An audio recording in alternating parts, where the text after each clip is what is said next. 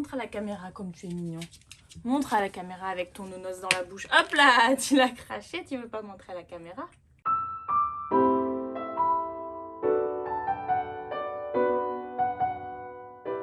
Hello YouTube, on se retrouve pour cette nouvelle vidéo et aujourd'hui ça va être un petit peu spécial parce qu'en général je fais des vlogs avec un petit peu de tout, mais oula, j'ai failli m'étouffer pour cette première vidéo, ça commence bien. Mais en fait aujourd'hui on va faire un vlog un peu spécial, un vlog qui va être dédié à la lecture de Caraval. Donc pour ceux qui connaissent, donc Caraval de Stéphanie Garber, c'est une série qui se compose de 3 tomes et en vrai je l'ai jamais lu, mais vraiment je ne l'ai jamais lu. Et je sais qu'elle date de 2016, donc ça date quand même pas mal. Mais je vois plein de personnes, notamment aux États-Unis, qui se mettent à la lire ou peut-être à la relire, je sais pas trop. Et en fait, elle m'intrigue vraiment beaucoup, d'autant plus qu'il y a un spin-off qui est sorti qui s'appelle, je sais plus, en français ça a été traduit sous Il était une fois un cœur brisé. Et j'ai très envie de lire cette saga. Sauf que, vu que c'est un spin-off de Caraval, on va retrouver des personnages de Caraval, on va retrouver un petit peu l'univers de Caraval, tout ça. Donc je voulais absolument lire Caraval avant. Vous entendez mon chien qui mange son os, c'est possible dans la vidéo, je sais pas, mais en tout cas, moi je l'entends et ça me perturbe. Mais ouais, voilà, et en fait, je voulais absolument l'avoir lu déjà avant de lire le spin-off, mais surtout à force de le voir et d'entendre un petit peu des choses sur ce monde un petit peu mystérieux, magique et tout ça, bah ça m'intrigue énormément. Il y a vraiment des gens, étant une fan inconditionnelle de Harry Potter, vraiment voilà, il y a vraiment des gens qui comparent ça à Harry Potter, mais qui préfèrent même à Harry Potter. Et ça m'a un petit peu choquée parce que je me suis dit waouh, de là à préférer Harry Potter, c'est quand même, enfin surtout qu'on l'a pas beaucoup entendu, c'est pas si populaire que ça. Et je suis très curieuse en fait de savoir justement pour quelles raisons. Et après j'ai vu aussi d'autres avis, d'autres commentaires qui disaient que c'était bof, c'était pas terrible, ils étaient un peu perdus dans l'histoire, ils avaient pas terminé la saga, enfin vraiment je sais pas. Et j'ai vraiment envie de me faire mon propre avis dessus parce que c'est vraiment très mélangé les avis. C'est vraiment soit quelqu'un a adoré sa lecture et s'est plongé dans l'univers et vraiment c'était magnifique, merveilleux, tout ce que vous voulez. Soit c'est une autre personne qui va dire ah non mais moi j'ai détesté, enfin franchement ça m'a pas du tout transcendé ni quoi que ce soit. Donc voilà. Et j'ai vraiment envie de me faire mon propre avis sur ça. Et en plus je trouve le bouquin qui est vraiment magnifique. Alors le problème c'est que j'ai réussi à avoir celui-là en brochet pour 20 € sur Amazon. Et je crois qu'il n'y en avait qu'un en plus parce que vraiment ils sont en seconde main, ils sont introuvables. Enfin, on peut les trouver, mais c'est 70 €, 90 €. Les gens les vendent à une fortune. Et en neuf, on ne les vend plus. Alors, je crois que là, la maison d'édition, c'était Bayard. Je crois qu'il y a eu un problème soit avec la traductrice, ou en tout cas, ils n'ont pas continué la traduction de ces romans-là. Ils ont fait le premier tome et le second tome. Et ils n'ont pas fait final le troisième, le dernier tome en fait. Et du coup, c'est une autre maison d'édition qui l'a repris il n'y a pas si longtemps, peut-être 2019 ou 2020, je sais plus. Et qui l'a fait complètement sous une nouvelle édition. Donc je l'ai commandé aussi. Heureusement, je l'ai trouvé en brochet. Mais du coup, j'ai pas le tome 2 en français. Et je me suis dit, bah je vais le lire en anglais dans tous les cas, voilà. Donc voilà, donc je vais commencer ma lecture sur ce vlog un petit peu spécial dédié à la saga Caraval. J'espère que ça va vous plaire et j'espère aussi que ce livre va complètement me plaire. parce que j'en attends beaucoup en fait. Et j'aime trop le prénom de la fille qui s'appelle Scarlett. Ce prénom Scarlett, je trouve ça trop beau. Et vous voyez, des petites lettres à l'intérieur de temps en temps, je trouve ça vraiment magnifique. Donc voilà, donc je vais vous lire un petit peu aussi le résumé. Donc il n'y a pas de résumé au dos du livre. Il y a juste écrit « Attention, ne vous laissez pas trop prendre au jeu ». Voilà, moi ça me tente trop, j'ai trop hâte. Et le résumé est ici, du coup, à l'intérieur. Donc je vais vous le lire. Scarlett et sa petite sœur Donatella n'ont jamais quitté l'île où leur père, un homme cruel et tyrannique, les retient captives. À 17 ans, alors qu'elle est sur le point d'être mariée à un inconnu, Scarlett reçoit une lettre de légende, le maître du jeu Caraval. Cette année, Caraval aura lieu sur l'île des Songes et Scarlett est invitée.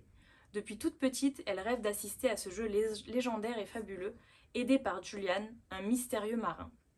Les deux sœurs s'enfuient, mais à leur arrivée sur l'île des Songes, Donatella est kidnappée par Légende.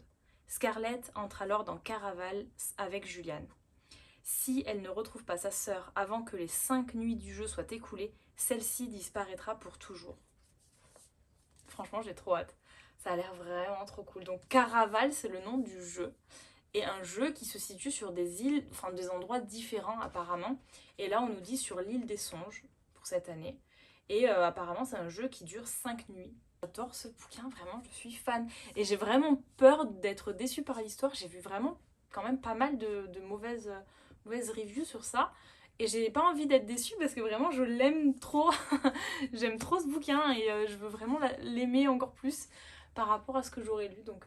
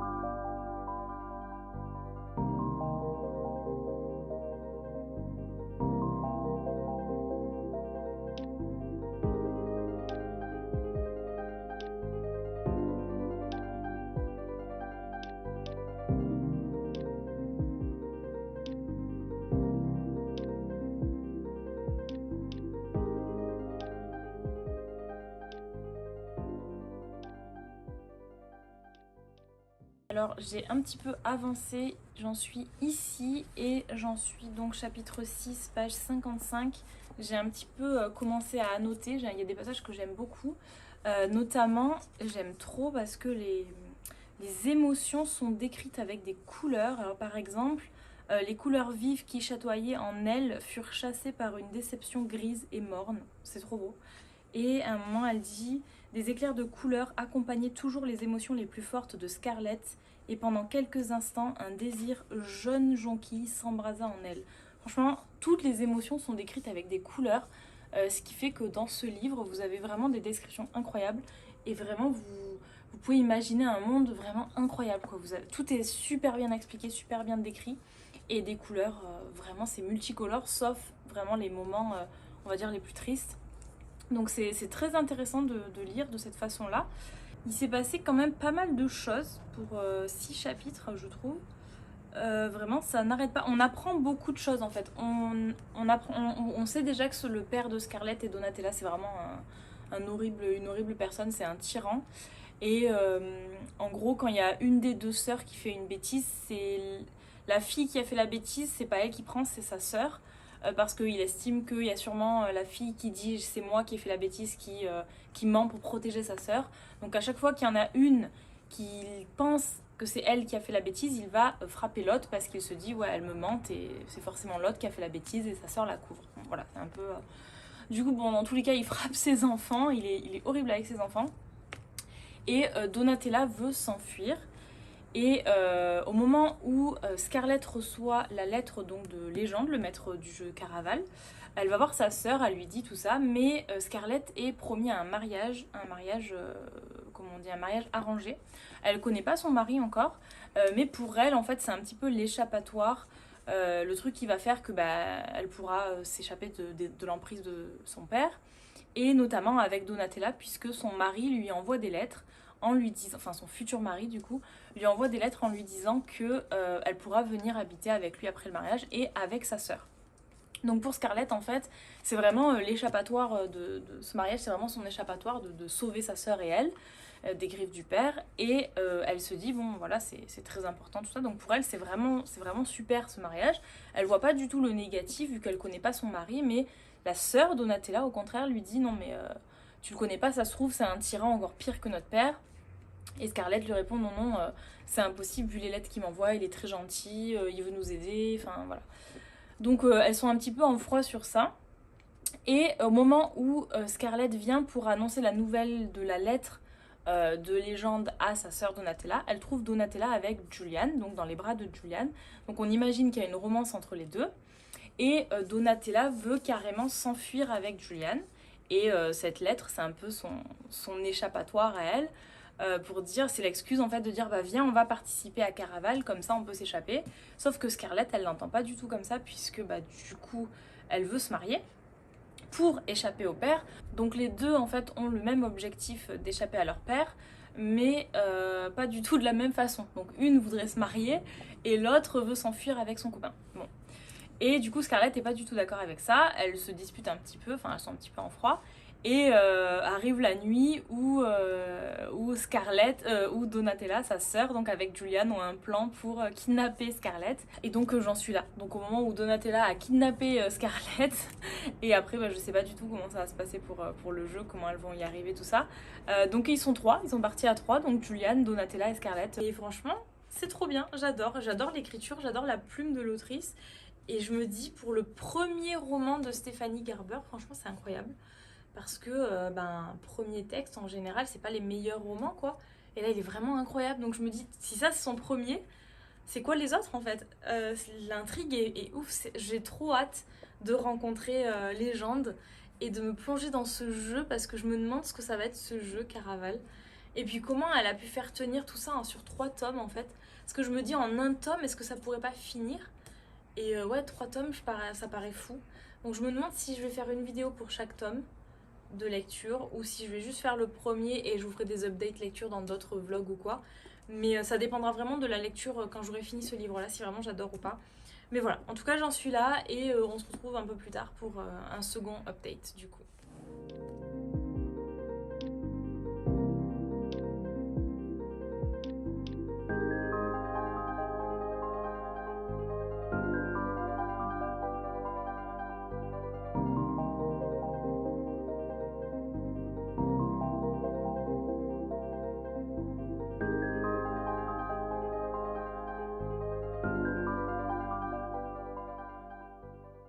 On se retrouve, ça fait presque 2 jours que j'ai commencé cette vidéo, 1 jour et demi je crois. Et j'en suis à peu près à là. Donc j'ai presque terminé, il me reste ça en fait à lire. Du livre donc de Caraval. J'ai noté pas mal de choses comme vous voyez. Et j'adore en fait. Hier j'ai pas pu lire tant que ça, j'ai lu beaucoup dans mon lit le soir. Mais la journée j'étais pas mal occupée donc j'ai pas pu trop lire. Donc j'ai lu le premier jour beaucoup, j'ai lu presque jusqu'à la moitié du livre. Puis une petite partie hier soir et je vais essayer de le terminer aujourd'hui. Normalement ça devrait être bon. Donc juste pour ça quoi, vraiment pour la fin. J'en suis à peu près au moment où Scarlett tombe par hasard sur Légende. Et j'ai trop hâte. J'ai trop hâte de voir tout ce qui va se passer parce que je sais pas, en fait j'ai l'impression qu'on nous mène en bateau depuis le début de cette aventure. Il s'est passé mais tellement de choses. Au début je me suis dit bon clairement je pense que l'histoire peut je vous l'ai dit même dans la vidéo, je pense que l'histoire peut se terminer en un tome. Je comprends pas pourquoi il y a 3 tomes au total. Mais au final je sais pas trop, il y a un plot twist en plus au moment où j'en suis. Un petit plot twist, je l'avais pas vu venir, pas plus que ça. J'avais pensé à un truc mais... Merci les avions, on vous aime, on vous adore. Vraiment, je me dis que je devrais arrêter les vidéos sur la terrasse parce que ça fait trop de bruit. Bref, donc voilà, donc vraiment, je me dis là, il y a un plot twist qui était...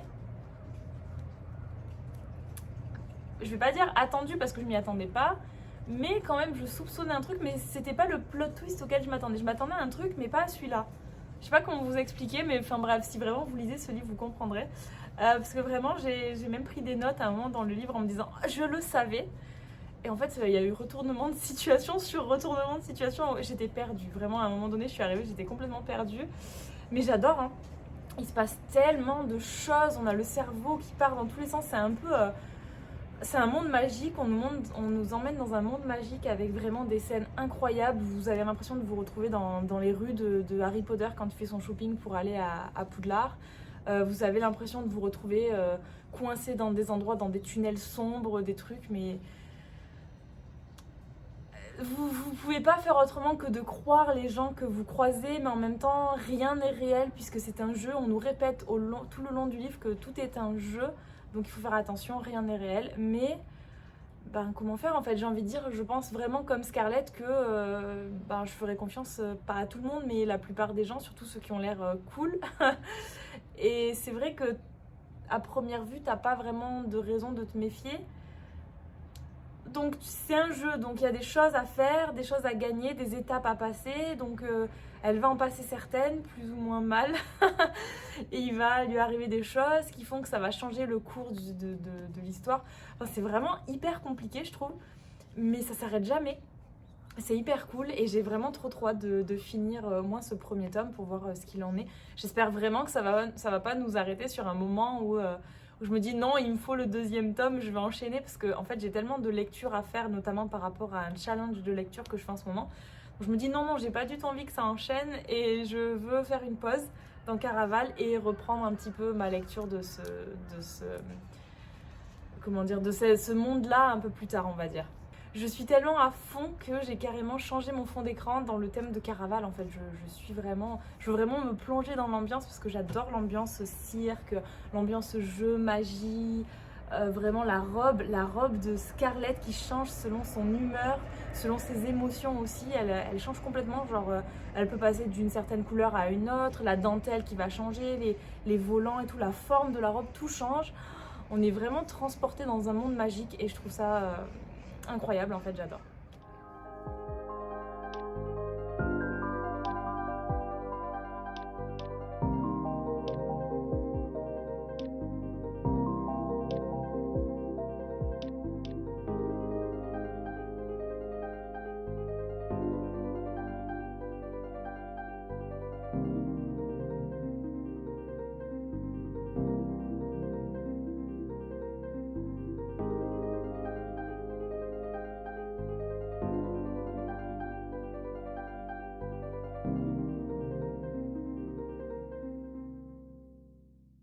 Et bien voilà, que vous dire, je l'ai enfin terminé ce tome 1 et je l'adore, vraiment je l'adore. Que vous dire, je suis très surprise de ce qui s'est passé. Il y a vraiment eu plot twist sur plot twist à la fin. Et vraiment, je voulais vraiment tellement savoir par rapport à Légende du coup. Donc je l'ai dévoré vraiment, la dernière partie, je l'ai dû la tomber en 1 heure, ce qui me restait quoi. Et du coup voilà, je l'ai fini et je comprends pourquoi. L'histoire en elle-même se termine plus ou moins, mais il y a quelques questions auxquelles on n'a pas vraiment de réponse. Et je sais pourquoi il y a un tome 2 et un tome 3. Et je pense avoir compris que le tome 2 sera pas sur Scarlett, mais sur Donatella du coup. Est-ce que ça va être Donatella qui va parler, est-ce que ça va être son histoire à elle? Je sais pas encore, je suis pas sûre à 100%, mais j'ai bien l'impression que c'est ça, par rapport à cette fin justement. Mais vraiment, ça m'a tenue en haleine. Comment c'est possible que ce soit le premier roman que l'autrice ait écrit et qui tienne autant en haleine, qui soit aussi fou en fait pour un premier texte, pour un premier roman? Je trouve ça vraiment incroyable. Ça m'a fait passer par plusieurs émotions. Ça m'a tenue en haleine jusqu'au bout et vraiment j'avais l'impression un petit peu de plonger dans le monde d'Harry Potter, mais je dirais pas plus dark parce que c'est vrai qu'Harry Potter c'est pas joyeux tout le temps, mais un peu plus tordu en fait. Je dirais que c'est un peu tordu parce que le jeu est quand même assez tordu vraiment. Ça nous emmène, c'est tellement vrai, faux, on sait pas trop. À la fin on nous dit mais ça c'était faux, au final ça c'était vrai, au final... Enfin c'est vraiment hyper compliqué, faut vraiment pas lâcher la trame de l'histoire sinon vous êtes vite perdu. Il y a beaucoup de protagonistes, on rencontre beaucoup de personnes qui sont on va dire des acteurs du jeu. Mais on sait pas trop s'ils jouent vraiment un rôle, si c'est vraiment leur personnalité, enfin c'est vraiment... C'est tordu, vraiment je peux pas dire autre chose que tordu et c'est pour ça que j'ai adoré l'histoire d'ailleurs.